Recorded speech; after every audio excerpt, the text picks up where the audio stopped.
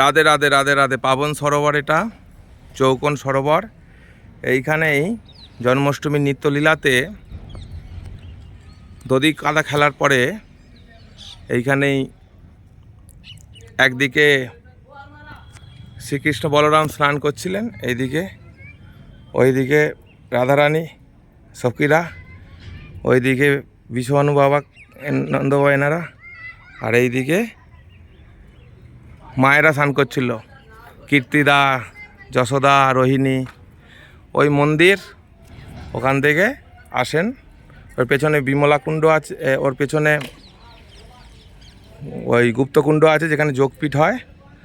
আর ওর ওই ডান দিকে, মন্দিরের ডান দিকে ওই নন্দ বৈঠক আছে। জয় জয় শ্রী রাধে, জয় জয় শ্রী রাধে, জয় জয় শ্রী। স্নান করা হলো, স্নান করলাম। জয় জয়।